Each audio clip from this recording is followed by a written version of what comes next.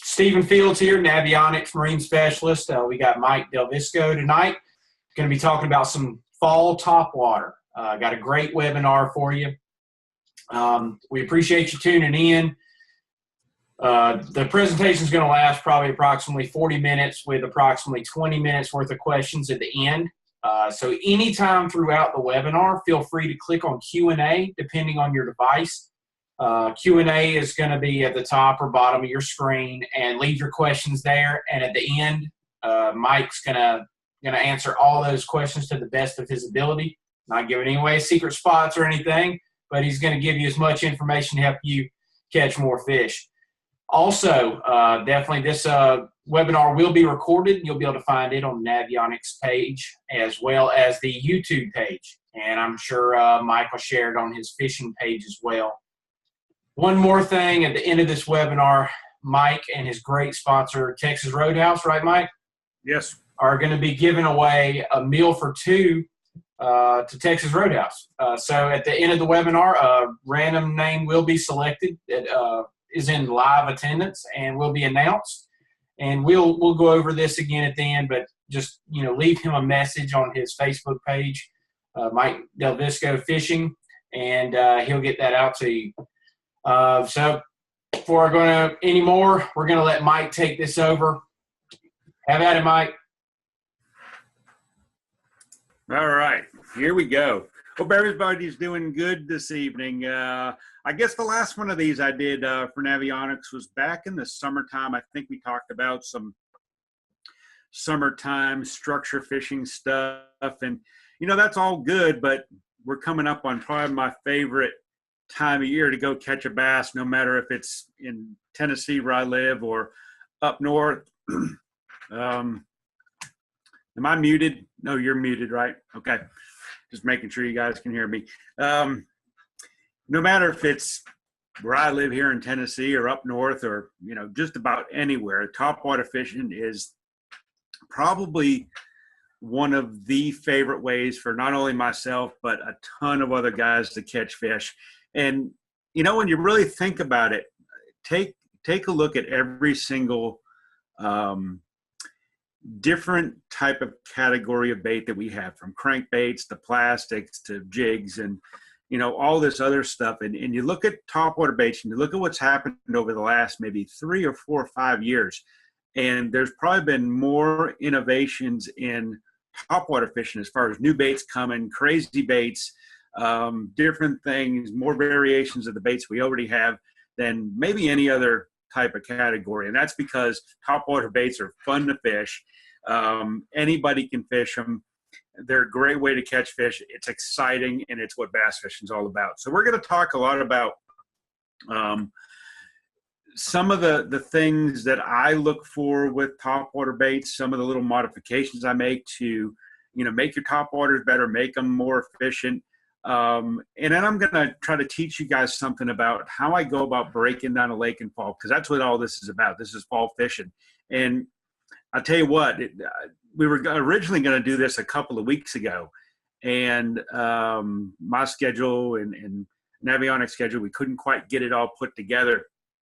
And I'm kind of glad we didn't, because, if you're like me, this fall fishing is just starting to get going.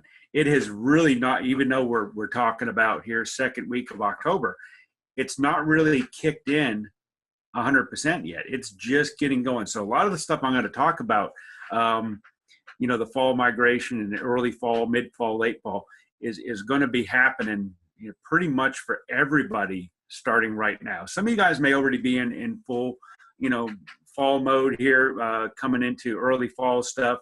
But for the majority of us, it's just getting going. And it's going to, hopefully, if the weather doesn't go, too cold, too quick, we will see quite a bit of really good topwater fall fishing for another at least couple of months. So, just some basic fall fishing facts. As the days get shorter and the water starts to cool down, the fish will move to their fall migration spots. And that's, kind of a generalization depending upon where you live and what kind of lake you fish. Every single lake is different. I just got back from a tournament the other day, and those fish were just starting, water temperature was 78, 79 degrees still. It hadn't really started to cool down. The days are getting shorter, but that water temperature hadn't got to where it needed to be yet. So those fish were just starting to, kind of wake up and move into their fall migration, patterns, which leads me to this next thing, is that fall fishing can be some of the most challenging. It's governed by a lot of different things. It's bait fish movement, it's water temperature, it's lake levels. There's a lot of different things that go into spurring that fall movement and really kicking those fish in. And we're just not there yet. I live on a lake here in East Tennessee, and it's really has not happened yet. Some of it is, in just few parts of the lake, but we're probably, I'd say another couple of weeks. Now, we did have a cold spell here last night and the night before, so that's the first real movement, and we're going to talk about that here in just a second. But predominantly, this fall fishing is governed by bait fish movement. When you start seeing shad shallow, there's a pretty good chance that there's going to be some bass following them too. So you follow those shad, you follow those bait fish, and you figure out where they're going to go, and you're going to catch some fish. And locations can significantly vary depending upon the body of water that you're fishing. Now, there's all different types of lakes that we fish. I just got back from Wheeler Lake, which is, one of the TVA lakes. You guys might fish on reservoirs, you might fish on little ponds, you might fish on, river systems. All different types of bodies of water have different circumstances for fall fishing. So take that in mind too when you're looking at picking areas and things like that, because that'll make a little bit of a difference as well. So here's a couple things that I got faced with last week, and the first couple are sometimes negative factors for contributing factors of fall fishing. Bluebird skies. It seems like we've been in that type of pattern for a month now. The water has finally started to cool down out of the mid 80s, and it's gotten to that 70 degree point. 75 to 78 degree point, but it's not gone any further down from there. Complicate that with bluebird skies and bright sun and high pressure, and that really affects those bass. They'll feed really good first thing in the morning until about 9:30, 10 o'clock, and then it seems like somebody just flips the switch and you just cannot figure out how to get another bite. For me, the topwater bite's been pretty good at times in the morning, but then after that 10 o'clock period, you really got to change up and fish some different patterns, and those are again, not for every single lake, because you might get into a situation where your fish bite all day. And that's great. But for the majority of lakes right now, it's been a tough bite after about 10 o'clock in the morning most of the time. Water level fluctuation. I live on a lake that does fluctuate quite a bit. We started our fall drawdown about a month ago, 5 weeks now, and we're down about 15 feet from normal elevation, normal full pool. We're down about 15 feet right now, which is about normal for this time of year. I do like having that availability of fishing some moving water in the fall, because that just prolongs the bite a little bit. If you get that, even with those bluebird skies, if you get that water fluctuation a little bit, it tends to keep those bass a little bit more active, and you can kind of play that little bit of current that you've got throughout the day. So that's a big help. So any of these TVA lakes that we fish that have any type of water level fluctuation, another key factor for being able to find some fall fish. Now, abrupt weather changes. We had one of those yesterday. It went from 83, 84 degrees on Sunday, and I did fished a little local tournament here in the lake, and those fish bit. They bit right till about 10 o'clock, and then it really got hard. Bluebird skies. About 4 in the afternoon that day, I looked out the window and it was blowing, and clouds were coming in, and a couple of sprinkles, and it had cooled down significantly from 83 degrees at noontime. And that's a pretty abrupt weather change. The next day, we were 50 degrees in the morning and barely got to 65 during the day. Today was even colder. So this is the first kind of spur of weather changing that we've had all throughout, September into October. And that can usually be one of the things that kickstarts these fish and gets them to start biting, because they're really close to wanting to really feed up for the fall. Sometimes they just need something to, get them going a little bit, and that's usually an abrupt weather change. The big thing that can control all of these factors and locations and types of baits that you're going to fish is the presence of vegetation. I'm not fortunate enough to live on a lake that has any vegetation at all, and if any of you guys fish, the Chick or any place in Florida, basically, Nickajack Lake, any of these lakes that have vegetation, Watts Bar, I'm naming some here in East Tennessee because it's where I live, but if you fish anywhere that has any type of grass, that's the wild card when you're topwater fishing and when you're fall fishing, because those places, regardless of what's really going on, can hold fish all throughout the fall, all throughout the year, but especially all throughout the fall, and really opens up a wider variety of different baits and techniques and tactics to be able to catch those fish. So if you've got a lake that's got some vegetation, that's the deal here in the fall. And we're going to look at a little bit of that too. So option-wise, you've got, like I talked about in the beginning, there's a million different topwater baits, and it seems like every year there's new baits coming out. I was at a tackle show yesterday and a little bit this morning, and saw quite a few new baits that I hadn't seen before, and there's new stuff coming out all the time. This thing, the Whopper Plopper, I know you guys have probably heard about it, thrown it. It took me a while. I was probably a little bit late on the bandwagon to jump on and start throwing that thing, but I tell you what, it catches a ton of fish, and it's a really, really fun bait to fish. Most of the time I do stick with, your poppers, walkers, buzzbaits, frogs, prop baits. I don't get into too many of the real oddities except for, Whopper Plopper, because it's such a darn good bait that right now, you can go catch some really big fish all throughout the day throwing that thing, and it'll drive fish to come up out of deep water to bite it if you're fishing that big one.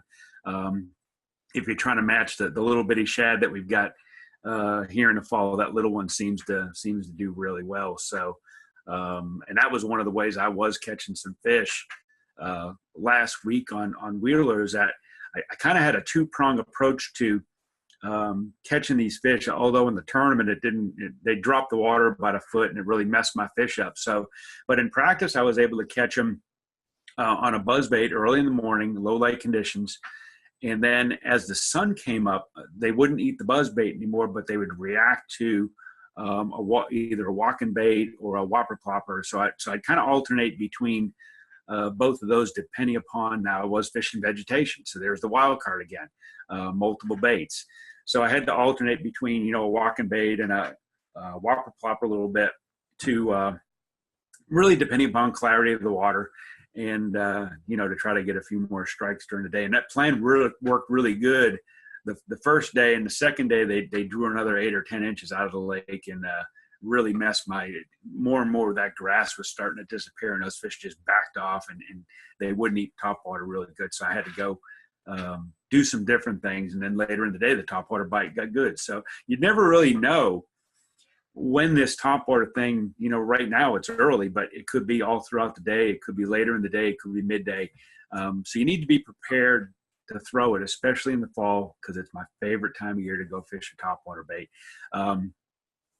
There's a time and a place for every topwater bait and every use. And, some lakes are more suited for specific baits, like I mentioned before. Lakes that have grass, you really want to go frog fishing in lakes that have grass, but it's wide open. The lake that I live on, which is Douglas Lake, it's a really, really good either a buzzbait lake or a walking bait lake. It seems like a walking bait lake. It seems like those two baits, day in, day out, if you've got either one of those two tied on, you can catch them really, really good with one of those baits. I've been to places where they won't eat a buzzbait at all, but they love a popper. So there's really no general rule as to, why this happens is just some fish and some lakes and bait fish and how the fish react, lend them to bite specific baits, when others don't work. And like I said before, the wild card is the vegetation, because anything goes. So let's break this down now that I've kind of generally talked a little bit about topwaters. And I have, whether regardless if it's spring, summer, fall, winter, I have a game plan going in with every lake that I approach, every place that I go fish. Every time I basically put my boat in the water and go fish, I have some sort of a game plan. May not be a great game plan, but I do have one. I can tell you that. And the question that I get asked doing seminars around the country most often is, how do we figure out where to go fish? And then how do we pick a bait? Now, picking the bait is going to be, pretty confined to topwaters, because that's what we're talking about. But how I break a lake down is, this is a map of a pretty good portion of Lake Hartwell in Georgia. And I picked this one because it sets up perfectly for topwater fishing right now. And it sets up perfectly for me to break it down and easily show you what I go look at. It's a giant lake. It has a ton of coves. It has a ton of pockets. It's got a deep water. It's got shallow water. It's got standing timber. It's got virtually everything that you want to go and fish for when you're bass fishing. It's got it. And it's huge. You would never, ever be able to fish all of Lake Hartwell in one day. You probably wouldn't even be able to drive it all in one day. It's so big. So what I try to do is I focus my effort on sections of a lake as opposed to the big picture. So I break things down.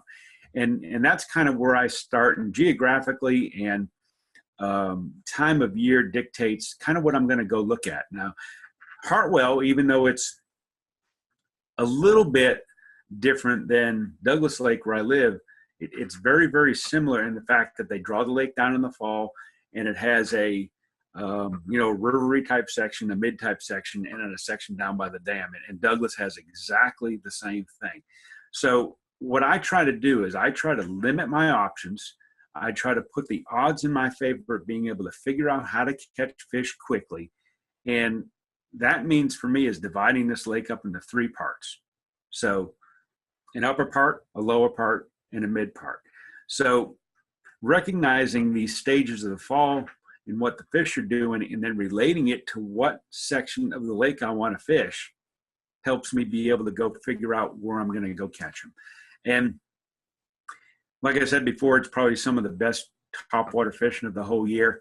So I don't want to waste time fishing down Midlake or maybe down towards the dam and maybe getting a couple of topwater bites first thing in the morning, then scrounging around trying to figure out how to catch some fish. I like to be topwater fishing all day long. So what I want to do, the very first place that I look at when I'm starting to target this fall migration of the fish, I need to take a whole lot of options off the table. And what I want to do is I want to focus on the upper lake areas or upriver. And that's exactly, I told you I had a tournament on Douglas Lake Sunday, and I did not have a chance to practice. I was at another tournament until Saturday. I drove home from Alabama, had not fished Douglas since the Open that was here in September.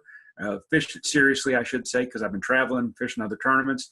So I basically tied 3 baits on, strapped them to the deck of the boat, got in the boat. We launched down at the dam, and I was probably the only guy in that whole tournament that drove all the way down the end of the lake to go fish up the river.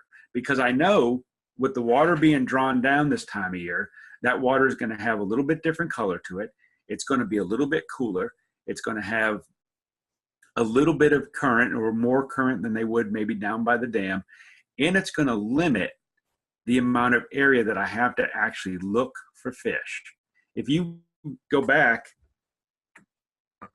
and we look at this section of the lake, there's an awful lot more water to dissect in this section than there is up here. There's a lot more places for bass to be in this section than up the river. And that's kind of what my philosophy is. And that's why a lot of times that guys have a hard time trying to find some fish in the fall, fishing down on those, the dam section and the midsection of the lake. The further up the lake you go, the more bites you start to get, the more pieces of this puzzle you put together. So it really just helps me be able to focus in on an area. Now, this upper section of the lake is tremendously big too. It may be 10 miles. So I'm going to dissect that. Even once I know the section that I'm going to look at, I'm going to dissect it even further to be able to figure out where to catch some fish. And, the one place that I can tell you to look at, and this is kind of an obscure little pattern for the fall, and it's one that I'm on here right now, and I can duplicate this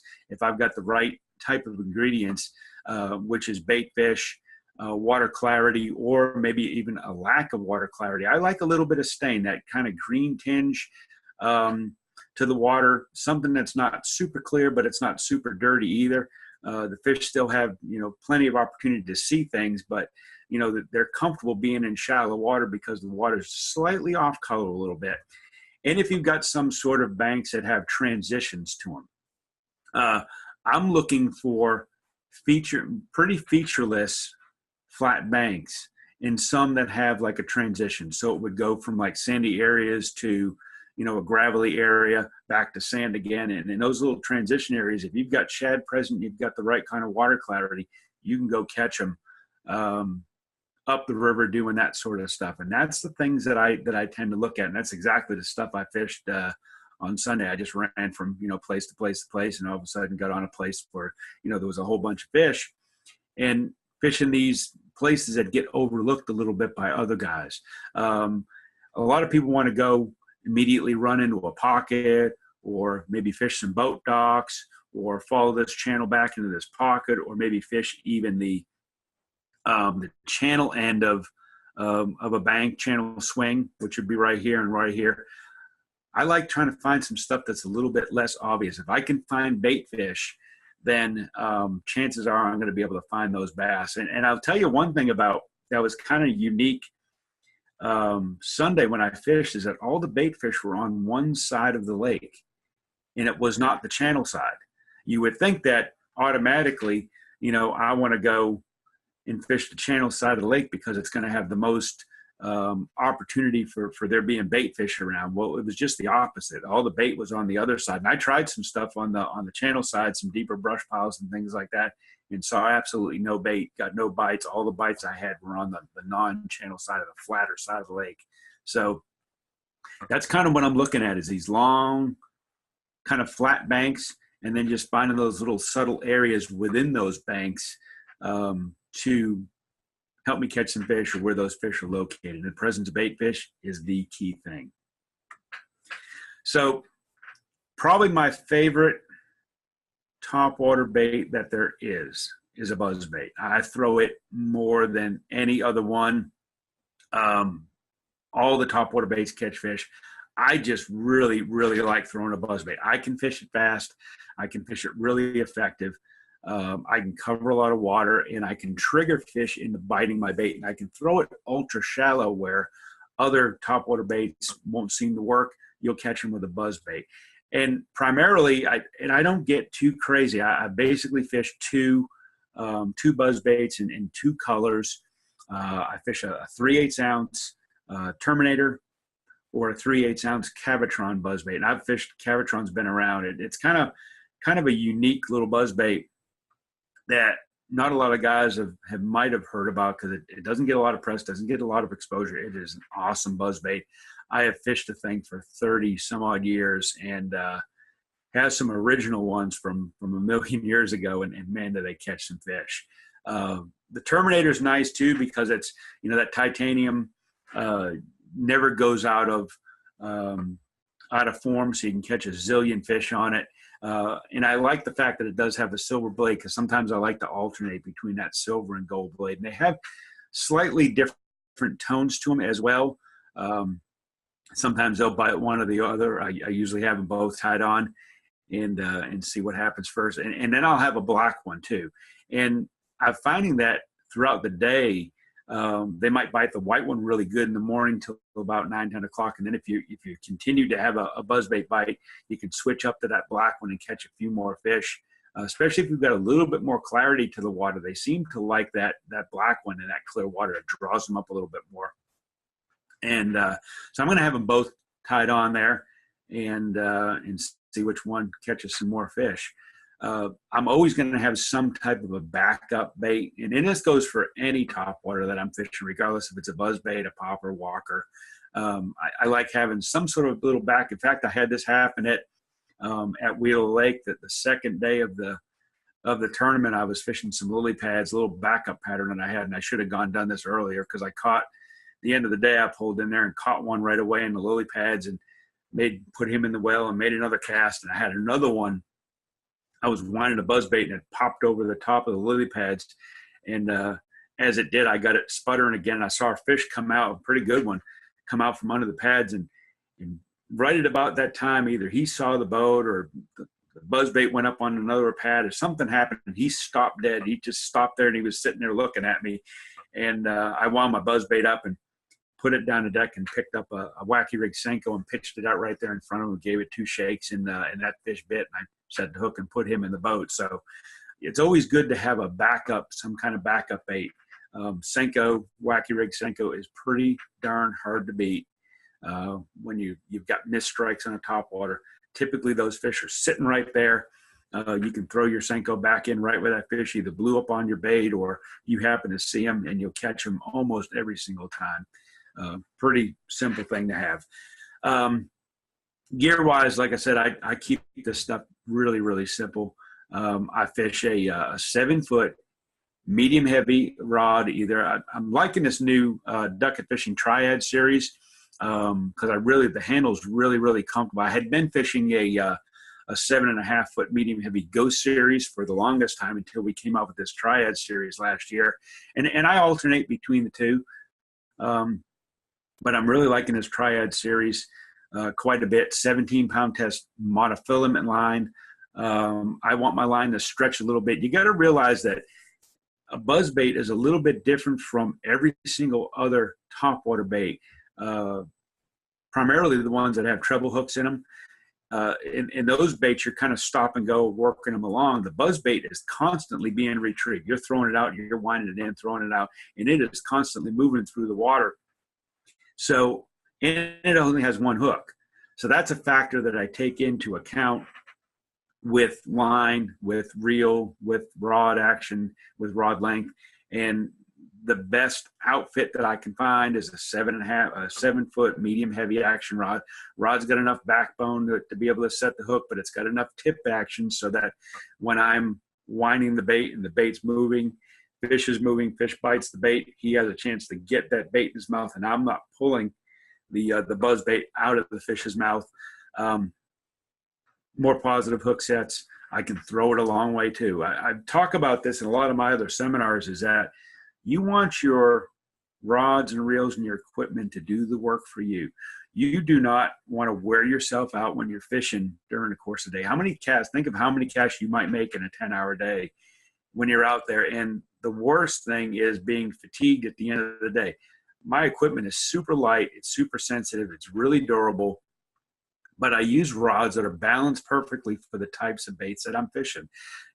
There's no way that you could throw this buzzbait on a heavy action rod that hardly bends and be able to fish it effectively.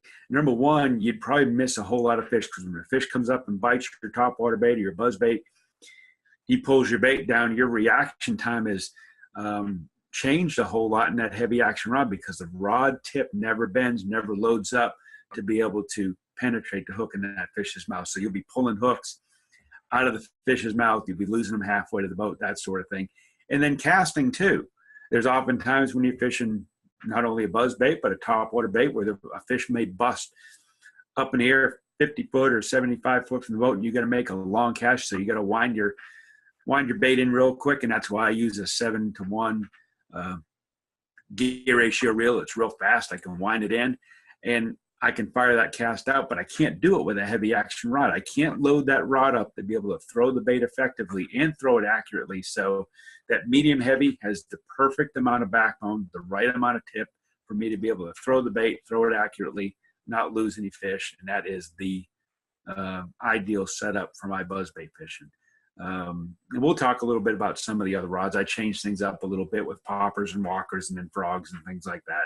But you want to try to match your equipment to what you're fishing, and that is the deal for fishing buzzbaits. A couple little cool things here. I learned this trick a long time ago, and it's something that I do with every single buzzbait before I take it out of the package, and I make one modification to it.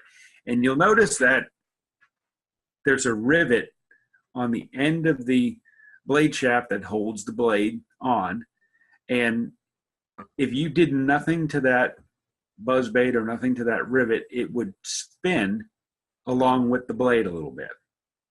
I want to make that stationary, so what I'm going to do is get a pair of pliers and I'm going to crimp the rivet down over the shank of the buzzbait shaft. What that does is it keeps the rivet stationary, and now the blade turns and it creates this squealing action that really, I don't know what it is that makes the fish bite your buzzbait, and I think you catch some bigger fish with it too. One tiny little modification that really affects the way this thing fishes.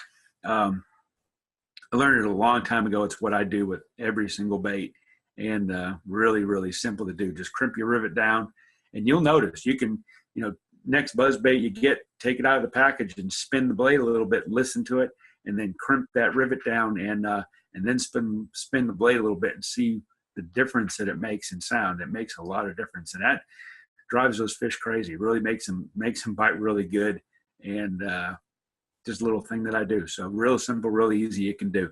The other thing too, short striking fish, which they do, and I'll put a little trailer hook on it at times, like usually a number 1 or a number 2.0 VMC trailer hook, and put that on the back. They don't always get your bait, and I kind of learned this the hard way in a tournament once where I lost 3 or 4 fish on a buzzbait, and you will lose some. I put a trailer hook on. It's real simple. It's real easy. Slide it on there, and you probably catch a few more fish. Some of those short strikers, especially open water situations. If you're fishing a distance from the boat, and the further away you get off the bank and the closer you get to the boat, the further that fish has to travel to bite your bait. So they will, of course, miss sometimes. So do that one little thing.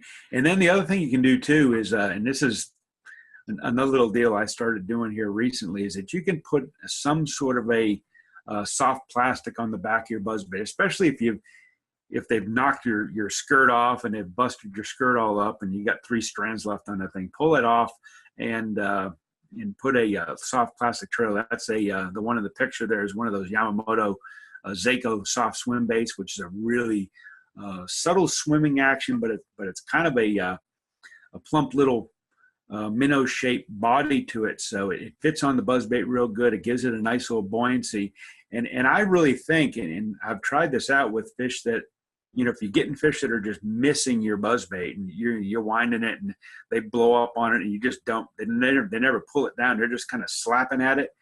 You can go ahead and change and pull that skirt off and put a soft plastic body on, whether it's one of these Seiko swim baits or maybe one of the Yamamoto frogs, to make it even bulkier. You can do that and throw that on the back of your buzzbait. And it seems that when they bite it now with that little modification, that they hang on to it a little bit better. It kind of feels a little more lifelike, a little more squishy, gives them something to bite down on, and gives you a couple of extra seconds in reaction time to get that hook set and get the fish in. So just another simple little deal that you can do with your buzzbait, and that's as simple as I make it, really. Talk about real quick retrieve, and I am giving it about a medium speed retrieve 99% of the time. I don't like to wind it too fast, too slow, just fast enough where I'm kind of comfortable with them eating the bait.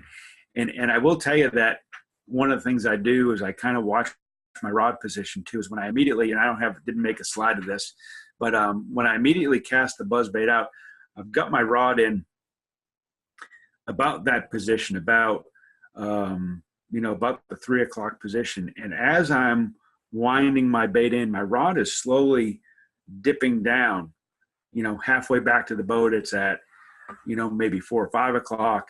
And then, as it's almost right to the boat, my rod is almost parallel to the water. And I do that, number one, so I can get the buzzbait to track at the same angle the entire cast.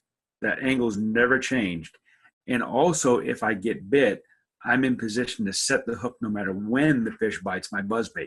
If they bite at the very end of the cast, I've got my rod up here in this position. I can go ahead and set the hook. If they bite halfway back, I've got the rod down in about, parallel position. I can go ahead and set the hook. I've had them chase the bait right to the boat and strike at the last minute. If you've got your rod up in this angle still and your line is coming down like this and that fish bites, you're going to pull that bait right away from that fish. So kind of pay attention, just something little that I pay attention to on my rod angle when I'm fishing a buzzbait. And speed and rod angle, you'll catch a whole lot more fish. So getting off of that type of deal, and like I said, right now it's just starting to happen. So, we're already in the mid-October. Typically by mid-October, this is the deal that I'm fishing, this mid-lake, mid-fall deal, but we're not there yet. I tried to fish some stuff in this last tournament I was at, and I just couldn't, get it happening here mid-lake. So it will happen, just not yet. So as things start to change a little bit, you start to recognize that up the river stuff is changing a little bit. The water temperature's getting a little cooler. You're starting to notice maybe some more weather changing. The mid-lake stuff is getting a little bit cooler as well. Now I'm going to go investigate. I've got a little time. I'm going to go look mid-lake. You notice quite the difference, though, between mid-lake and upriver. It looks a lot different. And down by the dam is going to look a whole lot different than these two. So looking at mid-lake, there's a lot more options for the fish to be, isn't there? So the cool thing about Douglas Lake, where I live, is that by the time the mid-lake stuff happens, the water level is at a level where there's less area for the fish to be in, so it pushes them shallower. So this fall transitional deal that I fish with the buzzbait and some of these other baits happens. I can fish this thing for 3 months. I can start on one end of the lake and fish that pattern all the way down, all the way into November if I wanted to, all the way down to the dam. So it's a pretty cool deal that once it starts happening, you can follow it all the way down the lake. And that's kind of what I'm doing here mid-fall, mid-lake, looking for some places. Now, just like up the river, I had those flat banks that I'm fishing. Mid-lake, I've got certain things that I'm looking at too. And the thing that I want to look at here is a little bit more specific stuff. I'm going to rule out a lot of the different areas, and I'm going to focus in on certain places. And I'm going to show you that here in just a second. But, obviously, mid-fall options, larger areas to search out. So I'm going to break it down even further. I'm going to go to that kind of pattern within a pattern or area within an area. And for me, it's all about pockets. And that's probably the best fall pattern that I can get on mid-lake is revolving something around pockets and that sort of thing. And the ones that have the best opportunity are the ones that have feeder creeks. And what I'm talking about is if you zoom in even more. Now, this is exactly one of the reasons why probably the most important piece of equipment in my boat, no matter what season it is a Navionics chip. You cannot find this content with the maps that come preloaded in your machines. You need to have the detail. So having that detail on my Lowrance graphs helps me eliminate water really quick. I'm looking for feeders that come into the back of these pockets. There's a perfect example of one right there. And there's another one right there. And there's another one right there. You notice that this one here, that one there, this one right here, right there, right there, right there, no feeders. Not to say that there's not any fish in those areas. The greatest potential for me to catch multiple fish is in these areas that have these little feeder creeks coming in, because feeder creeks offer, you know, the bait fish a migration route to get back into those creeks. They offer a depth variation for the bass, and usually, you know, multiple cover options too, because you've got that little bit of depth change. You know, instead of just being all totally flat, you've got some opportunity where, you know, those little ditches and things may have 5 or 6 foot of water, you know, flattening up to maybe 2 or 3 up near the bank, but you've got that little bit of deep water security for the bait fish, for the bass, for cover, brush, stumps, rocks, whatever. And it just makes it a whole lot easier to be able to locate fish doing it this way, as opposed to just driving around and looking at every single pocket. You'd waste an enormous amount of time driving around looking at a lot of unproductive water, where it's just easy just to have your chip, circle a whole bunch of areas that have feeder creeks, go drive around to each one, you find the fish. And the cool thing, once you find them in these places, they usually don't move. They're there for a reason. They're there to feed, and they're going to stay there for a pretty good long time. So the thing about these pockets too is that I want to start as far back as I can. I want to go all the way back in the pocket if I can. Don't start at the mouth of the pocket and work your way in. For whatever reason in the fall, I don't catch very many out at the mouth or in the middle. I catch them all the way back. So start all the way back and work your way out to where you're not getting any bites anymore. And that's the area that I focus on. So, you know, we're kind of refining and defining the areas that, you know, we're looking at trying to catch these fish. So, and that's the easiest way to do it. Find these places that have feeder creeks, you'll be in some pretty good shape. So now we've got, you know, a little bit of direction on where to go. What are we going to do? Popper time. It's probably one of my favorite baits to fish in the backs of these pockets. A lot of time you're dealing with some multiple different cover options. You might have some riprap, you might have some rocky stuff, you might have stumps, logs, virtually anything back in these pockets.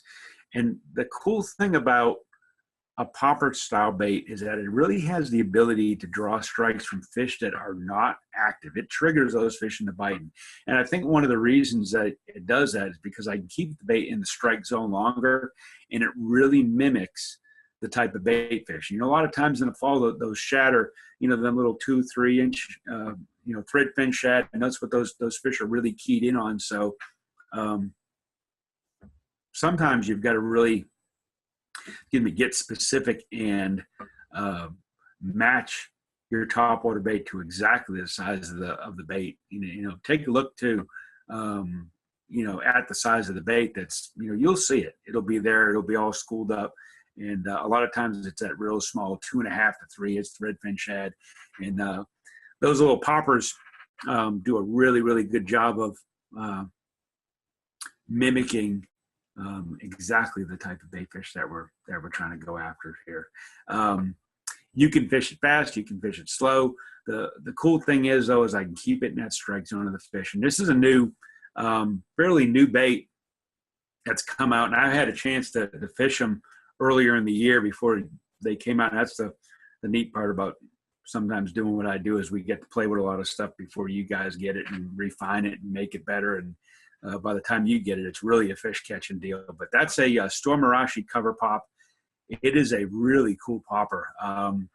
It's got a real wide mouth and a tapering body, so that I can actually fish it in one spot really, really slow. And that's why they call it a cover pop, because you can pitch it in and keep it in one spot without moving it a whole lot, as opposed to some other type of poppers, that when you pop them, they have a tendency to spring forward quite a bit.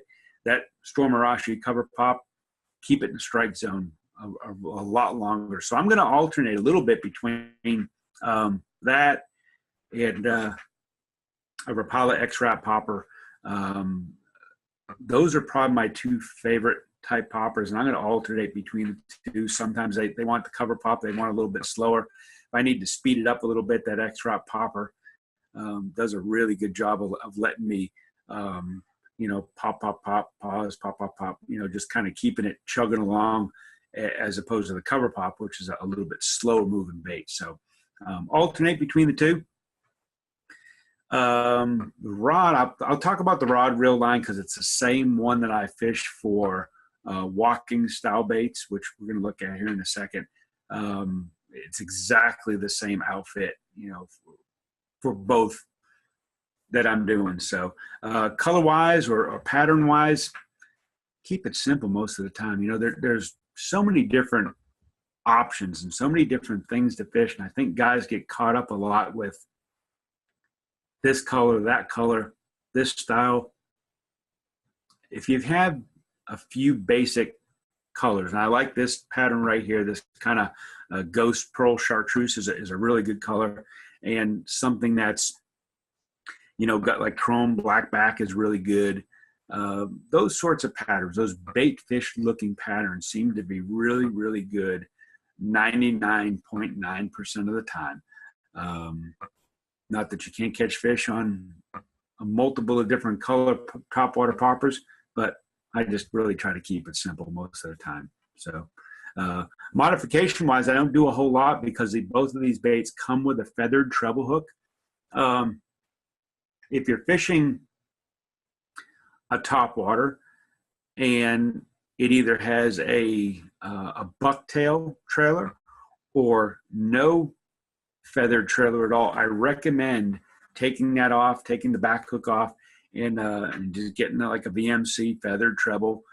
Usually keep out the same size. Typically on both of these popper style baits, a number 5, that's one of the cool things about VMC, is they make odd and even numbered treble hooks. So they make number 6 and number 4, but they also make a number 3 and a number 5. So you can kind of go half sizes or in between sizes to kind of match, because a 4 sometimes is a little bit too big, and the 6 obviously is a little bit too small, but hey, I need a 5. So I can do that, and I can make sure that I've got the right size treble hook on, that feather treble, and that really helps a lot of times with this bait. Give it a little bit more lifelike appeal, make it look a little bit more bait fish-like. But also, if I'm slowing that bait down and stopping it, especially this cover pop, pop, pop, pop, pause, or pop, let it pause, that feathered treble is kind of pulsating in the water, and it kind of looks like a dying or an injured shad. And I've had fish a lot of times bite topwater poppers just sitting there motionless on the water. One pop, let it sit, and let it sit. Maybe 20 seconds, 30 seconds. That's an eternity when we're fishing, that we want to, wind it up and throw as fast as we can all the time. Sometimes really slow is better. So try different things, but having that feathered treble really helps you get a lot more bites. So here's kind of the next little scenario that's happening on up the lake as we get into later in the fall. And this happens, and again, this could happen in other sections of the lake. I'm just trying to target where it's probably going to happen the best. And in the lower section of the lake, typically where the dam is, you're going to have the most access to some kind of deeper water, steeper banks, bigger channel cuts. If you look at this section of the lake right here, this lower section, I'll go back again and I'll show you Midlake. You notice there's a lot more blue sections in my contour lines here as opposed to the dam section. If you go back even further and look up the river, and there's even more blue, so it's shallow water. So the thing that I'm trying to do in this lower section is I'm trying to increase my odds or pick those areas that have the most access to the type of cover that I'm looking. And what happens a lot on this section of the lake is that the fish will have a tendency to school up more. There's going to be fewer individual fish, like there might be way up the river, where you're picking one here, one there, off of those shallow, flat transitional places. You will catch multiple fish in some of those mid-lake pocket areas, but you won't get on a huge school of them like you will here in the lower end section, around humps, islands, points. Those are kind of my key areas for, being able to look for schooling fish. The mouths of pockets, or the mouths of little creeks and coves and things like that, great places for being able to look for schooling fish. And obviously, finding the bait fish on your fish finder screen. If you see the bait suspended, there's probably some bass around them, guarantee, later in the fall. And maybe even right now you'll see some schooling action, but it'll happen all day long as we progress into the more fall-like temperatures and more fall-like season here coming up. So those are just some of the things that I'm looking at. Now I'll go back to my Navionics deal again. Finding these humps, finding these points, looking at your contour lines in the islands. You really can't get that information by having the standard map in your screen. You just do not get the detail. 1 foot contour intervals, really, really important, really advanced detail in your map. And you can find an awful lot just by catching a few fish, getting on a specific pattern, paying attention to your map, and say, okay, I see a clear reason why these fish were here. Maybe they're on a hump, but they're on the sharp drop side of the hump. You look at your contour lines. Wherever those lines are spaced closer together is your sharper drop in your contours. Where they're spaced further apart is a more gradual sloping drop. So just by catching a few fish, finding a school of fish on some humps that have a sharp drop on it, you can just go and zoom your map in, look at your Navionics contours here, go run around, go pull up to the next place, and hopefully start catching fish, find another school. So it's an invaluable tool that helps save me a ton of time on the water. But those are the things I'm looking for, those types of structure areas, points, humps, islands, that sort of thing. So I think I covered, I should have jumped onto this slide here.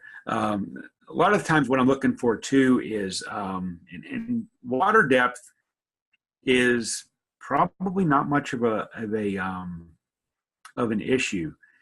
And it's probably the one time here on this section in this fall period that, you have the ability to catch some fish out of deeper water. The upper river stuff, fairly shallow, 0 to 10 foot, because you're slinging at the bank. The backs of those pockets, 6, 8 foot to maybe 0 to 2 foot. It's shallow water stuff. When you start getting in these late fall options and you start getting up into the dam section of the lake, you're dealing with much different water depths, a varied bunch of water depths. And a lot of times it's, 20, 25, 30 foot is where you're in, and those fish are schooled up. Rockier places, humps, main lake, rocky points, great places to find fish like we talked about. And then again, the topwater bite can be all day. And I've seen it happen all day long this time of year in the fall. You just keep rotating around. You may, get into a situation where, you've caught 5 or 6 fish out of one school, and then they kind of quit biting. And what happens is as you keep catching more and more fish, you kind of disperse that school a little bit, and they kind of break up. And a good sign of this would be pay attention when you've got one on and you get them up close to the boat. If you see, 6 or 8, 10 fish with them, you're probably breaking that school up. And it takes a little bit for them to get back in order, but they will. It may take an hour or so. So go find another school of fish, rotate around, and you can do this. If you've got 5 or 6, 8 schools of fish, you can rotate around and have fish to catch all throughout the day and all throughout this stage of the fall. So pretty cool time of year to fish. It's a really, really fun thing. And it's kind of a specific deal as far as baits go. You know, we had Buzzbaits, we had poppers, and now we got, you know, walking style baits. And there's several that I really like. Rapalla's got a brand new bait. Well, it's probably 3 or 4 months old now, called a Skitter V. And for any of you guys that have not fished a walking style bait, some of them aren't the easiest to make walk back and forth. They call it walking the dog. It's when that bait goes back and forth and back and forth. And the easiest way for me to tell you how to do that is less reeling and more rod movement. So you want to kind of get in that cadence of 1, 2, 1, 2, 1, 2. And if you did that with your bait and hardly wound your reel, give your reel just a quarter turn, crank, you'll see that bait go that way, back and forth, back and forth. It's the rod movement that's propelling that bait to go side to side to side. And I talked a little bit about, well, I didn't actually talk about it. I said I was going to talk about it here, is the rod, the reel, and the line that I fish when I'm fishing either a popper or a walking style bait. And I've got 2 in the Micro Magic Pro Ducket Fishing Series that I like. For most circumstances, I like a 7-foot medium action Micro Magic Pro rod. It's got a really nice soft tip. It's super light, and I can work the bait. You don't want too heavy of a rod tip, again, because we're dealing with treble hooks. We're dealing with, you know, baits that, you know, that the fish is going to come up and eat your bait and turn back down. So you don't want to be pulling hooks away from those fish. And you want to be able to cast the bait a distance if they come schooled up somewhere and you're not close to them. You need to be able to rifle off a long cast. You can load this 7-foot medium action rod up, and you can throw your bait a long distance, and you can be able to effectively work it. It has enough backbone that, you know, if you get a fish on from distance, you can get them in the boat too. You can set the hook on it just fine. Probably one of my favorite utility rods for a lot of different things, including about every single topwater except for the buzzbait and frogs. But walkers and poppers, absolutely 7-foot medium action rod. And I do like, at times, if I'm fishing a little bit larger bait or if I'm around some kind of cover, I will beef up the rod a tiny bit and go to 7'3" Micro Magic Pro medium heavy action. It's got a slight bit more backbone. It still has a really nice tip to be able to throw a bait and be able to work a bait and not pull the hooks out. And then I fish either a 360 or a 320 ducket fishing 7-to-1 retrieve ratio reel, because if I do happen to see the fish school up, I get my bait in quick, I can go fire out a cast really quick. Makes me be more efficient on the water throwing those baits. But getting back to that Skitter V, it's a bait that's probably one of the easiest baits that I've ever fished to be able to work the bait back and forth. So if you're beginners at walking a walking bait back and forth and you're having problems with it, try one of these Skitter Vs. It's incredibly easy. You can mess up. I mess up all the time. You can mess up and that thing walks back and forth. It's super easy to make it walk. Comes in a bunch of really fish-catching colors. I like this. This is a pattern that not a lot of guys fish. It's a kind of a white or a pearl body with a red head. And I really, really like that color now. I've been fishing it for a couple of years. Catches largemouth, catches smallmouth. It's a really, really cool pattern that not a lot of guys fish. So that'd be one I'd be looking for. Another bait from Rapala is called a Skitter Walk. They've had that forever. And this is a slightly smaller bait. It's about, I'd say, 3/4 of an inch smaller than the Skitter V.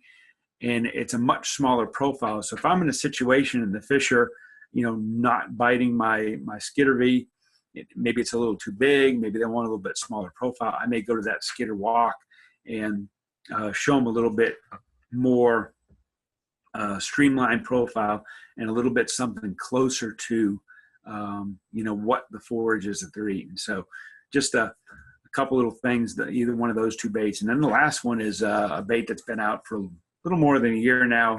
It's Topwater by Storm Arashi, and it's a really, really cool bait. And they make a fairly small size, about 4.25 inches, and they make a bigger one too. And I'll throw them both. Sometimes I'll throw a big giant one to be able to maybe catch a bigger class of fish. You know, especially if you're schooling, sometimes you throw a bigger bait and you catch bigger fish. But those three, you can get the job done 99% of the time with those. And I did not put this slide in here, but one modification that I will make on my walking baits is I will put a feathered treble on the back of it. It just gives a little bit more lifelike action, makes it look a little bit more bait fish-like, especially when it's, you know, going back and forth across the surface of the water. Just gives it a little bit more lifelike appeal and get you a few more bites, especially clear water circumstances. You know, down there, you know, by the dam, you're dealing with water that's going to be a little bit more clear. And that's why a lot of times these fish aren't afraid to come up from those deeper depths to bite a topwater bait, is because it's a more visual thing. They can see from a greater distance. They're willing to travel further to be able to bite your bait. So pretty simple, pretty easy. Color-wise, I keep it real simple on my walking baits too. Chrome black back. This pearl with the red head is really good. Something with a little bit of gold in it is sometimes good, or sometimes a metallic finish is really good if you get a lot of sunlight, things like that. So, you know, keep things simple when you're out there fishing. It's probably the best advice I can give you is keep it simple in your bait choices. So here's some fun stuff, and this goes into other considerations, which for the most part, unless I go travel somewhere where there's some grass, I don't have these other considerations a lot. But if you live close to a lake that's, you know, got a ton of grass in it, like, you know, Chickamauga or Nickajack, or anywhere in Florida, anywhere up, you know, there's tons of grass lakes up in the Northeast, and, you know, up, you know, in the Midwest and all that stuff. So, you know, depending upon where you're at, you got some lakes that have grass in it. This is the deal where what I'd be doing in the fall is frog fishing. And pretty much when you throw grass into the mixture of any lake, it opens up more opportunities for doing a whole lot of different things. So not only can I exploit that buzzbait deal, the popper deal, and the walker deal, but if I've got lakes that have grass in it, now I can add something else too, and I can add frogs and prop baits. And when that exists, it kind of changes a little bit, and the grass kind of takes over as the primary deal.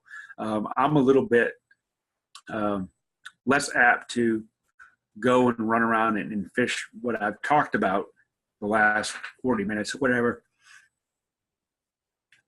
doing those sorts of things, and more apt to go throw a frog around some kind of vegetation, because that's going to be the predominant pattern. That frog deal, and frog fishing can be awesome. It's really, really a fun thing. It can be frustrating too if you don't have the right equipment.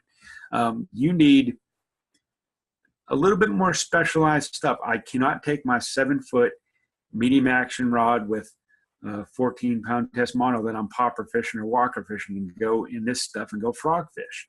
I couldn't do it with a heavier action rod and 20-pound test mono. I can't do it with fluorocarbon.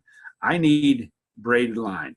And I learned this the hard way years ago frog fishing, is braided line will absolutely increase not only your hookup ratio, but your landing ratio as well. So I'm fishing Suffix 832 braid, 50 to 65 pound test. Now braid stretches about 1%. So it's got a couple of different characteristics when you're fishing this type of vegetation. Number one, when you do get a fish on in back of this stuff and you need to get them out, it has the ability to saw through that vegetation and let you get the fish out more effectively, as opposed to a monofilament or a fluorocarbon, which will bog down in the vegetation and get your fish pinned up in it. So I want the fish to come out, because the quicker I can get them out, the quicker I can get them in open water, the quicker I can get them in the boat. So braid, for nothing else, will accomplish that one thing. It also like I said just a second ago, stretches about 1%. So when the fish comes up and eats your frog, immediately there's, hook set penetration. You got the fish. There's no wasting time. He comes up and eats your frog. You got him hooked. So no stretching the line. Saws through the vegetation real good. It's super strong. It's 50-pound test to 65-pound test. It's what we need for fishing this type of vegetation. I have to cater my rod to that, though. I fish one of the duck fishing Terex series rods, and they make a variety of different rods that have the right action. I want like either a heavy to a medium heavy action rod. I still want to have some tip action to my rod because I need to work that bait, whether I'm using a popping frog or a walking frog. The walking frog is going to be a lot like the walking bait. It's going to go side to side. Popping frog is going to be a lot like the popper. I'm popping the bait and it's coming along the surface of the water. But I need a little bit of tip action to be able to cast the bait, work the bait, set the hook without pulling the bait away from the fish that's blown up on it. And having that little bit of tip action really helps me. So I'm going to fish. I've got a variety of rods that I like. I like their 7-foot Terex frog rod. It's medium heavy action. Really, really nice rod. And it's 7 foot. It's not overpowering that it's going to wear me out during the course of the day. There's also a 7.6. It's really nice. And then you can go up to some of their other series and get like a 7.10. 7.10 for me, trying to frog fish, it's a little bit too big of a rod for my height. I'm not horribly tall, and that longer rod just puts me in a little bit disadvantage when I'm trying to work the frog. And I feel that I can work it a little bit better with a little bit shorter rod, 7 foot, 7.4, 7.5, something right around there. Start to get up into 7.8 and 7.10, unless I'm pitching, baits into that grass. That's when I like to go to that heavy rod. So it's kind of subjective, but just make sure you get a rod that you can handle, that doesn't wear you out, that you can fish the bait, set the hook, get the fish in, and do it all effectively. And then I want a quality reel, like a duck and fishing 360 reel. It's got a bunch of 11 or 12, 13 bearings in it. High speed 7-1 gear ratio reel. So it's a really quality, heavy duty stout reel that, can take the punishment of that braided line, take the punishment of this, matted grass, and getting the fish out and wrenching them in. And you won't have any problems at all fishing grass with this stuff. Now I've got 3 baits here. And I kind of vary it up a little bit depending upon what the grass is, what it looks like, where I'm catching them, where the fish are. If I'm fishing the outside edge of the grass, which I like to do kind of first to see if there's any fish on the outside edge before I go and disrupt everything, I'm going to throw a popping frog. And I like kind of doing that on the outside edges because I can work it a little bit slower. I can maybe draw some fish out that are on the edge of that mat or edge of that vegetation with that noise of that popping action. That's kind of slow, bloop, bloop, bloop, just kind of letting it sit there, as opposed to a walking frog, which I got to kind of keep moving a little bit. As I start to dissect some of this grass and fish the outside edges, then I'm going to go to a walking frog and maybe fish on top of the mat a little bit, or on top of the grass, or in those little holes. And I'm going to throw the frog maybe right over the whole mat and work it in and kind of get it to go back and forth and work it over the top of that grass and kind of scour maybe some areas where there's some fish in that deeper stuff. That's a 2-pronged approach to being able to catch fish, whether they're on the outside or the inside, using 2 different frogs. Really simple deal. Modification wise on my frog, I don't do a whole lot to it. I may at times trim the skirt a little bit, and I may shorten it up. If I'm getting some short strikes or the fish aren't eating the frog quite a bit, I need a little bit more compact bait, I may trim the skirt off a little bit, maybe take an inch off or so, and make it a little bit more compact. That's about the only modification that I do to a frog. There's not a whole lot other things you can do. You can maybe throw some rattles in it too, if you can get, access, especially with, some of the swimming frogs. You can sometimes get some little glass rattles and stick them up in there. It gives the frog a little bit more weight to throw it a little distance, and gives it a little bit of rattling action too, which, especially if you're in that vegetation, will draw some attention to your frog too. And then I usually have some type of bait that I can fish, when these fish are maybe out roaming around. Maybe there's low light condition. Maybe there's some clouds that come in. Maybe things change during the course of the day, and the fish get out from underneath this heavy stuff, and they get out in this more open water. And that's when I like a little prop bait. And this is a Rapala X-Rap prop, and it has counter-rotating props. It's a kind of a subtle power bait, all in the same deal. It's fairly long. It's a pretty good bulky bait, but it's kind of subtle. It has the deal that bigger prop baits have, but in a more subtle package. So the blades don't have a real abbreviated pulse to them. That they kind of spin real natural. It's got a little feather treble in the back, and it's a really, really good bait for being able to exploit those open areas around the grass where the fish are. That's probably my number one hard bait for being able to fish in and around grass, more than the popper, more than the walker. I really, really like throwing a prop style bait, just like that. And again, the prop bait, I may go back and fish that on the very same outfit that I fished the popper and the walker. It's 7-foot medium action rod, 14-pound test monofilament, 7:1 gear ratio reel. Simple. Okay. As I talked about throughout this presentation, you're selecting the best possible areas to catch them. We broke things down into, early fall, mid-fall, late fall, upriver, mid-lake, down by the dam. Having your Navionics chip is an invaluable tool for doing that. It's pretty simple. I can't stress that enough. You don't get this kind of contour without it. So you really need to have it. It'll help you break your lake down. Picking the right areas with the best potential save you a whole lot of time on the water.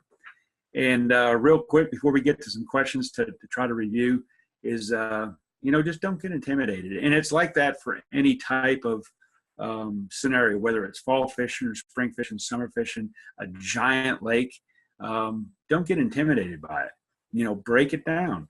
Don't try to fish the entire lake all in one day. You cannot do it. You spend more time running around being unproductive than you do settling down to fish. So I like to break the lake up by sections and by fall time frame, like you saw that we did.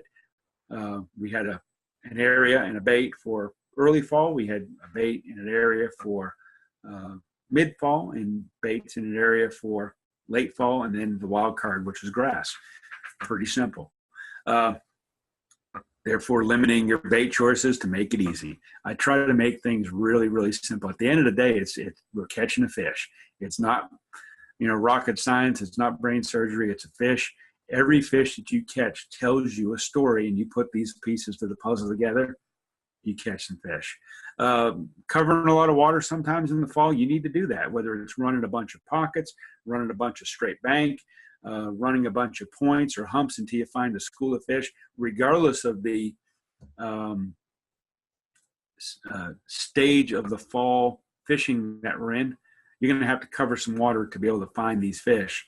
Once you find them, though, it becomes pretty easy. So don't sit in one area, move around until you find some fish, because they're there for a reason. They're there to eat. You find the bait fish, you find the right structure, you'll find the fish. Have a good backup pattern. I did not have a good backup pattern last week at that tournament in Wheel Lake. I had basically everything riding on this topwater deal that I did. And had they not dropped the water a foot in 2 days, I probably would have caught them real good, because it was real stable leading up to the tournament. And, like you could pretty much call your shots. I was fishing, a lot of times in practice really quick. We fish with no hooks, and topwater baits are great for being able to judge size of fish, number of bites. You can fish a topwater bait with no hooks and see them come up. It's boring because you don't get to catch them, but I've never had anybody hand me a trophy in practice. So, sometimes you got to lay off and not catch them. sometimes I just should have caught every one of them that bit in practice because I didn't catch them real good there in the tournament. So at least I would have had fun in one respect, but have a good backup pattern. And I did not have one. I should have maybe developed a shaky worm pattern or a jig pattern up deep and done something different, but I was committed to that topwater deal, trying to make it work. And sometimes it works, sometimes it doesn't. And the most important thing when you're fishing, and I end every seminar with this, is have fun. Fishing's supposed to be fun. Don't let it get to you. Some days you catch them, some days you don't. You'd be surprised how many days I go out there and struggle to catch fish, but I try to always have fun. I try to have fun doing what I'm doing, respect what I'm doing. You learn something new from everybody too. I learned something new the other day fishing with a guy I never fished before in my life. And, keep an open mind. As long as I've been doing this, 30 some odd years for a living now, when you think you know everything, it's time to go do something different. So have fun, learn something while you're out there fishing.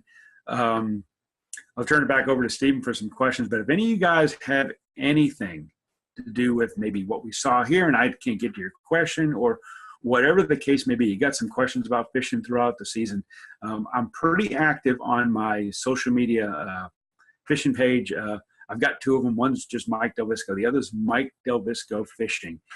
That's the one to go on. Go on that one. It's easiest for me to be able to, if you message me, to be able to get that. And I do answer every single person that sends me a message on there. You can also keep up with where I'm going to be doing seminars all over the country, keep up with tournaments, keep up with appearances that I'm making. If you guys want to, get to see me and come out and chit chat about fishing, that's a good way to do it as well. So I appreciate you guys. Hope you learned a little bit of something, and we'll open it up to some questions, and have a great fall fishing because it's just getting going. Wow, that was great, Mike. I enjoyed listening to it. I know I learned a lot of things.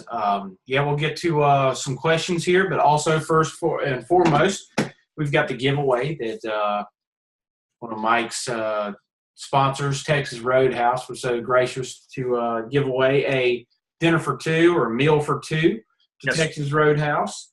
I have randomly selected a name from the live attendance, Brandon Campbell. Again, Brandon Campbell.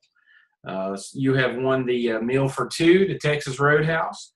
Feel free to contact Mike through his Facebook page, Mike Delvisco Fishing. Yeah, just go on Mike Delvisco Fishing, send me a message, and I have the coupon right here. I will send it out to you pronto. Awesome. So congrats. It was worth tuning in. We'll get to some questions here. Again, if you have any questions, I see there's a bunch of you still on. Click on the Q&A and type in your question there, and Mike will get to it. So we'll first get off to a question from Dennis. What do you do when bass are feeding all around you, but will not hit any topwater bait you throw? Yeah, that's never happened to me. That's a really good question. And sometimes, and it's really specific on forage. They get so keyed in sometimes on the size of the bait. And a lot of times in the fall, it's very, very, very small shad that they're feeding on, and they come up for very short periods of time. It's really hard to catch. It's hard for me sometimes to get those fish to bite. I find that a little, either a real small walking bait like that skitter walk, because it's a smaller profile, works really good. Rapala makes another bait too, and I didn't put it up here because it's just something that I may throw it in that circumstance if they're on those really, really small bait fish, but you got to modify your bait a little bit, and it's called an ultralight popper, and it is the dinkiest little popper. I think it's about 1.5 inches long. It's really small. You got to throw it on a spinning rod, and it's got two dinky little hooks, two tiny little treble hooks. And I changed one of them out. I'll change the back hook out to like a number 8 is about what you could get on that bait. But it matches those little tiny shad perfectly. And if you've ever thrown a really micro topwater popper, you notice that not a lot of them pop real good because they're just too small of baits. This is the only one that I've seen that acts. It pops like a big popper, but it's like 1.5 inches long. It's tiny, and that will be the thing if they're on those real small shad that I'll throw at those fish, because they don't care about anything else but those tiny little shad. And the closer I can match, a type of bait to what they're feeding on, the better I can get. So that's usually what I'm looking to try to do. All right, next question from Mario. Do you use a soft jerkbait or the umbrella rig in the fall? You can, but I don't. It's probably, those two things are probably my least favorite ways to catch a fish. There's times in, like, competition wise, when if you're not throwing an umbrella rig, and of course it depends upon the organization. In bass, we can't throw it at all. If I'm fishing some FLW tournaments, we can throw it. But usually in the late fall, all the tournaments are done, so it's kind of more fun fishing than anything. And I'd rather catch them on a topwater than catch them on an umbrella rig, slinging that thing around all day. And believe me, it does catch a ton of fish. It's better, in most of my experience, the colder it gets, that's when it's the best with the umbrella rig. So, those months of like real late fall, December, January, February, that's when that thing really shines. When you can't catch one on anything else, that's when that deal works. And it works on Douglas Lake. I've seen times, and also Kentucky Lake and some other places like that, where if that deal's on and you're not throwing it, and you do have the ability to throw it in a particular event or tournament where they allow it. If you're not throwing it, you just don't catch them. Everybody else catches 25 pounds and you're struggling. But it's kind of a weird thing. As far as soft jerk baits, and with Yamamoto, we make one called the D-Shad. And my big thing with fishing those baits is I don't have a lot of confidence. I kind of lose control of the bait a little bit. So I don't quite know what it's doing 100% of the time. I tend to miss some fish with it, but the D-Shad, it has a little bit different buoyancy as opposed to some of the other, soft jerkbait, plastic jerkbait style baits. And I can feel that bait a lot better. So when I actually jerk that bait forward or twitch, I actually feel something on the other end. If that makes sense to you guys, it makes sense to me, because I can definitely feel the difference between that particular bait and some of the other ones that I don't feel what it's doing. And a lot of times those fish, the bite on that bait in the fall is very subtle. You got to really pay attention when they eat it, because a lot of times they'll eat it and they won't move very far with it. You might see your line jump a little bit, but with a bait that I can actually feel, I can feel the fish bite it a little bit better. So if I am fishing a soft plastic jerk bait, the D-Shad, Yamamoto D-Shad, is the one that I'm fishing. I will say that it's a really good backup bait in that late fall when I'm fishing a walking style, and maybe they're missing my bait or they're not getting it real good. I may have one of those tied on as opposed to a wacky rig Senko, like in the other, periods of the fall, to try to, get a couple of fish that miss my bait. So it's another visual type thing, deeper water, they can see it from distance. They're willing to eat it. So. All right, we got another question here from Brandon. Do you have a particular knot you tie or use a snap on your hard baits? Yeah, I tie, I'm trying to think of if I have a video. There's probably on my Mike Delvisco fishing page a video of it somewhere. If not, I'll tell you what I will do. I will get it tomorrow morning, and I will post it on my fishing page of the knot that I tie. I have tied Jimmy Houston showed me a knot 30 years ago, and I still tie it today, and I tie it for monofilament, I tie it for braid, and I tie it for fluorocarbon. He called it a quick knot. I call it a quick knot. It's exactly what it is. It's really fast to tie. I tie directly to all my baits. I don't use a snap or a swivel or anything like that, although you could if you wanted to. A lot of times, like with walking baits, it gives it a little bit more freedom to walk back and forth. But with that skidder V, it's incredibly easy to walk that bait back and forth. So I don't notice any, hindrance in the knot that I tie affecting the action of the bait.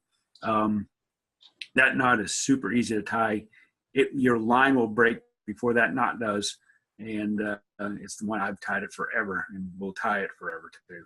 The only time when I do something different is if I'm fishing a spinning rod with some braid and I've got a fluorocarbon leader, then I tie what's called an Alberto knot. And Stephen, you probably know that from saltwater. Alberto knot is it's probably the best line-to-line braid to fluorocarbon attachment knot that there is. It takes me a few times to tie it because I'm not great at it yet, but it is a really, really good knot. Mike, you're dead on with that knot as far as saltwater. Good job there. Yeah. We got another question here. How often do you change up your topwater bait, size, etc.? I will. I really don't vary it a whole lot unless I get into a situation like the first question that we had when, maybe the fish are schooled up and they're blowing up and you're just not. They're either maybe slapping at your bait, they're not eating it well, or they're just not eating it at all. And then I kind of pay attention to the bait fish and the size of the bait fish, and I'll use them, alter my bait, make it smaller.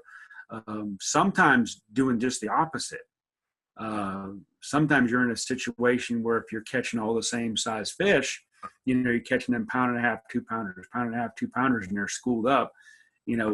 There may be some bigger fish in there too, and sometimes it requires a bigger bait.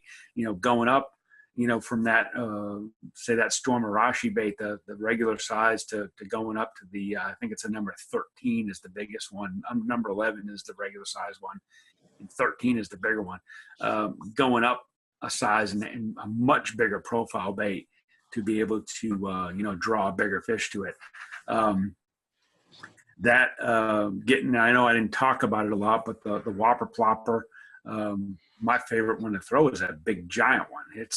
It looks big, but really, a lot of it is that rudder and hook in the back. The actual body of the bait is not giant, compared to, look at, like a gizzard shad or a regular 5 or 6 inch shad that a bass will eat.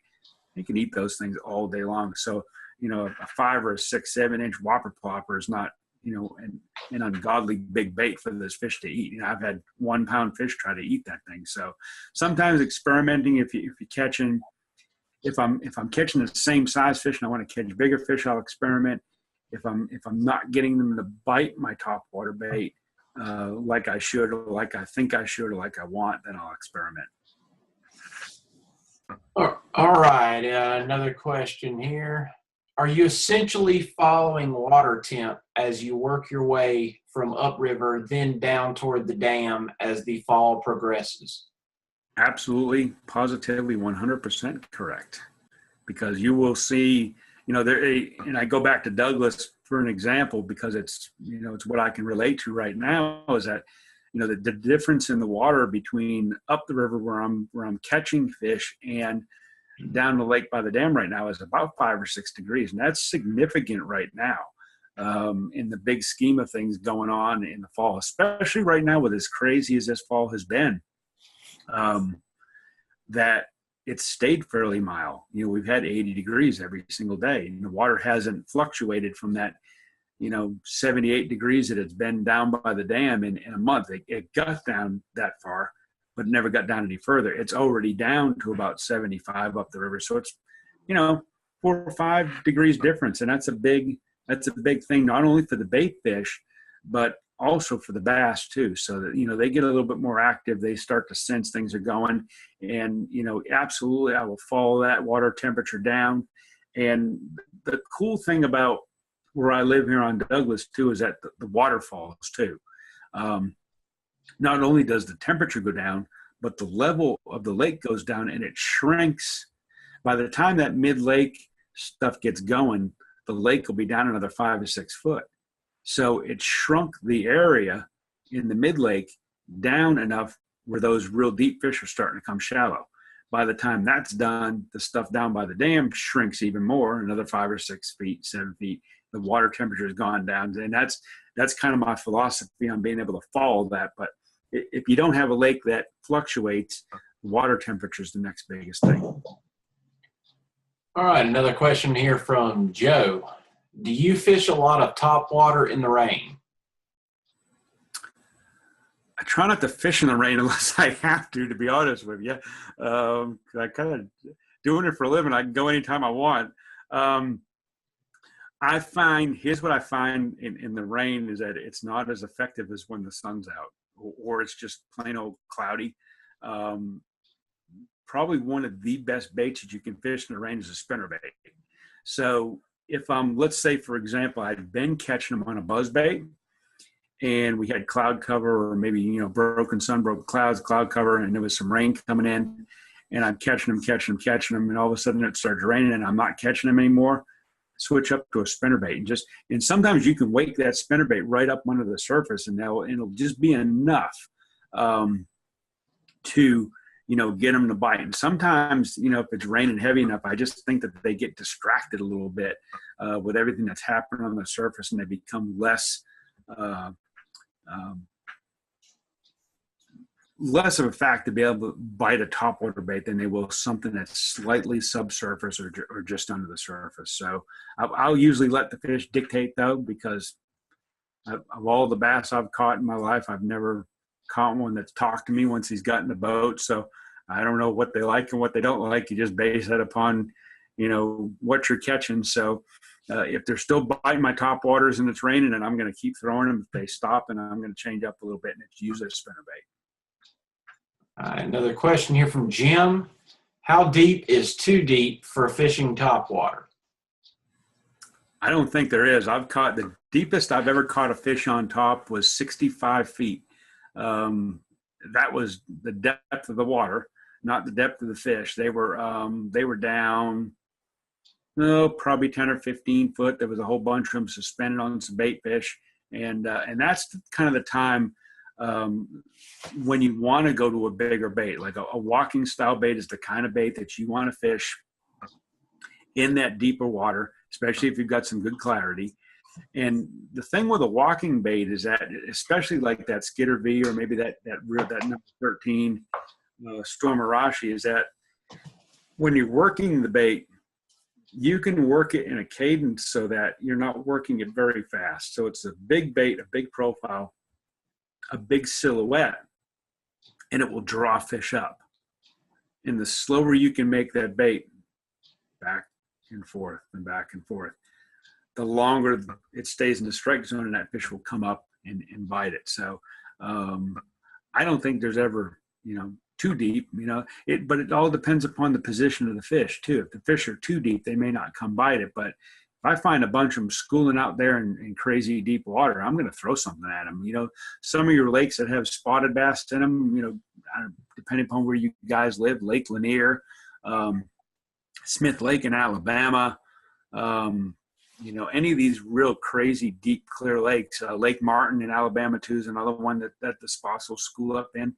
I've caught fish in 60, 70 foot of water, been running down the lake and see them schooling out in the middle and stop and catch a bunch of them. So never rule anything out when you're bass fishing. You can't be too deep, too shallow, or too in between.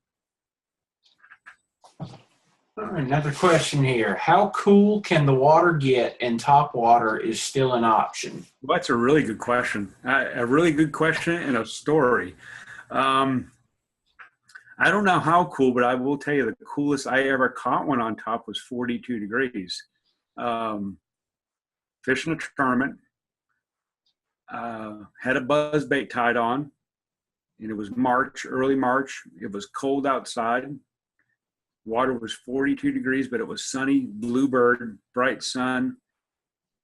Got into a little area. If you think back to that first slide that I showed you up at the river when the channel ran up against the bank and then turned out, and I told you about those channel swings. Usually in the fall, I don't catch them on channel swings. In the springtime, that's what you want to fish. You want to fish channel swings in the spring. So I was fishing a little channel swing, and I'd pulled up on it, And I was right before the channel makes a bend, and I'd noticed that there was some shad flickering up on top of the water. And it's the first I had seen shad flicker all morning, about 10 o'clock in the morning, barely 45 degrees outside. Water's 42. I said, let me make a couple casts with a buzzbait and see what happens. So I pulled it out of the raw locker, that 3/8 ounce Terminator. I got about 4 cranks out of it, and I saw this giant shadow come up from about 10 foot of water, and it just went goosh and ate my buzzbait. And the thing couldn't jump because it was so cold, and it fought pretty good till I got him up near the boat, and it weighed 8 pounds and 4 ounces. Needless to say, I threw a buzzbait for another 3 hours and never had another bite. I couldn't get it out of my hands. I kept thinking I want to catch another 8-pounder. But I only caught one that day. But if you're only going to catch one 8-pounder in March and it's 42-degree water temperature, you might as well make it on a topwater. So I don't ever rule out any time when they won't bite it. But traditionally, early in the season, I like the water to be at least 50 degrees, and then I'll start thinking about throwing it. There's a crazy thing that happens down south here, and of course it depends upon where you live too, is that if you get some stable weather in December into January, down here in south on certain lakes, you've got the right kind of clarity, that sort of thing. And this is getting into winter type stuff right now. You can absolutely destroy them on a buzzbait in 50-degree water in December and January. And I've done it multiple times. But the whole key is stability. You get those real bad fronts, and it clams the fish up and drops the water temperature, and they're not going to bite it. But if you got a few days of stable weather and the sun's out and it's fairly warm, those fish will pull up and you'll be able to catch them. The fall, kind of the cutoff for me is once that water gets below 60, 58, it is really the bottom end. That's when kind of that late fall deal is pretty much over. You'll know when it's over because you won't hardly see much schooling action. You won't catch too many.